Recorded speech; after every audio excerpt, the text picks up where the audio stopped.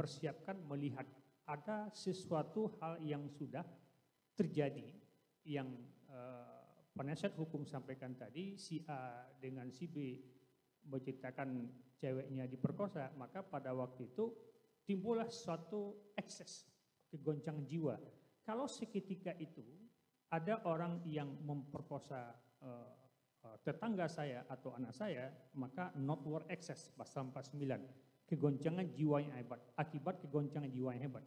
Tetapi dalam konteks semacam yang penasihat hukum sampaikan tadi, kita dapat memperkirakan, memprediksi apakah sesuatu itu bisa berakibat. Kita patut menduga, beberapa kali saya sampaikan kepada jaksa tadi, dapat menduga atau patut menduga dari akibat perbuatan yang disampaikan itu, kita bisa memikirkan dari jarak tempat berencana dengan korban itu sangat jauh, ada sekitar 2 jam, 3 jam lah.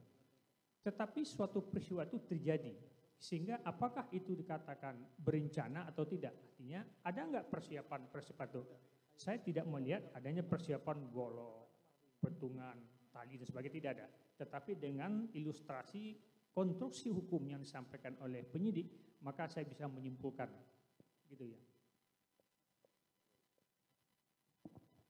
Baik.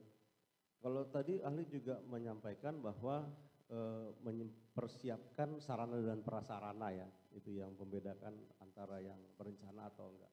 Mungkin ahli bisa memberikan contoh kepada kami ya, ahli, bagaimana sih yang menurut ahli itu sebuah perbuatan penganiayaan yang berencana?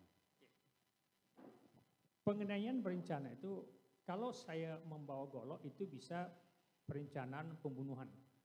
Kalau saya membawa pentungan itu bisa berencana penganiayaan, penganiayaan berat, atau membawa sesuatu bisa juga katakan berat.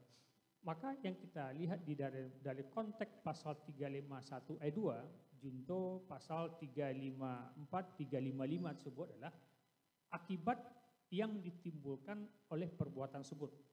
Sengaja dan berencananya dari suatu akibat itulah bagaimana kita memprediksi yang akan ditimbulkan atau beratnya lawan dari sesuatu, dari subjek hukum ke objeknya, sehingga perbuatan itu dapat mengakibatkan luka beratkah, luka ringankah, luka beratkah, atau menimbulkan kematian.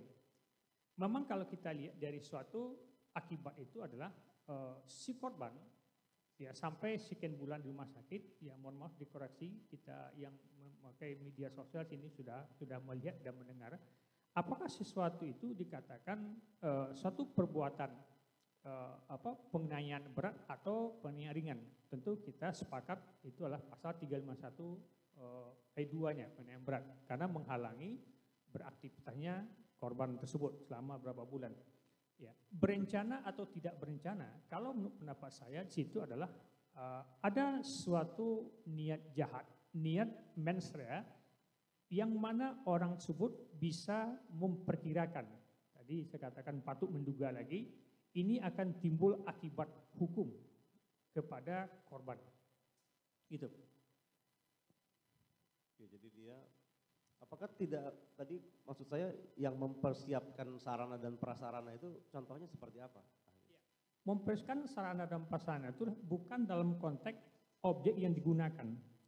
Ya, bukan misalnya pentungan atau kabel atau tali atau besi dan sebagainya, tetapi di suatu niat yang menimbulkan akibat tadi, sehingga kita bisa memikirkan seseorang yang mempunyai kewarasan bisa memikirkan kalau seandainya ini yang saya lakukan kepada seseorang ini akan berdampak fatal bagi orang tersebut.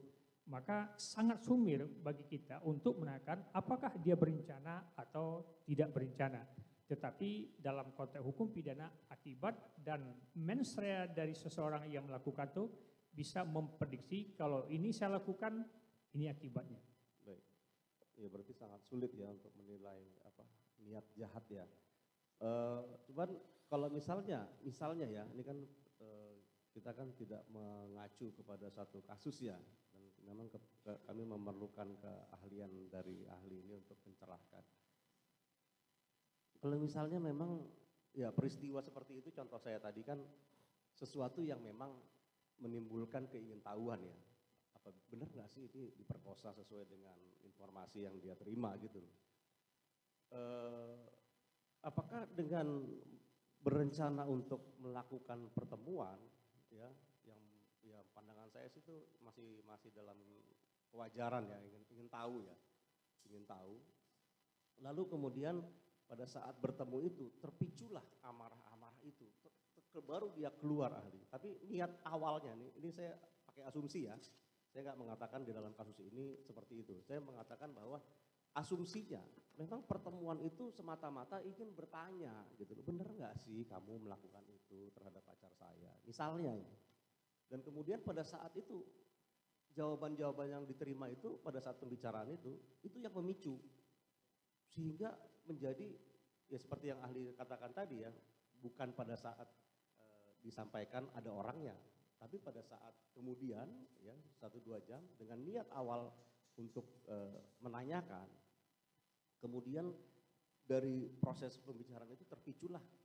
Apakah seperti itu sudah cukup dikatakan perencanaan? Mungkin dari sisi lain saya melihat bahwa waktu saya pulang ke rumah, maka istri saya menceritakan anak kita diperkosa dan pelakunya kabur. Pada waktu itu timbul kegoncang jiwa saya. Maka saya cari kemanapun, dalam beberapa hari saya bawa golok. Berarti saya itu berniat namanya. Niat saya itu ada untuk membunuh orang tersebut. Maka saya dapat dipidana. Tetapi pada saat seketika orang itu melakukan dalam pasal 49 tersebut, maka saya tidak dapat dipidana karena ada alasan pemaaf dari perbuatan. Strafzuchting-Grundrecht. Seperti yang penasihat hukum sampaikan tadi, mengukur suatu niat jahat orang tersebut tadi dari awal juga sampaikan bahwa kita tidak bisa mengukur bahwa orang tersebut ingin mempertanyakan sesuatu akibat yang sudah terjadi dan akibatnya akan muncul pada saat itu. Tidak bisa. Seketika pada waktu itu muncul gejolak emosi seseorang, maka bisa dia pukul dan bisa menghilangkan nyawa orang lain.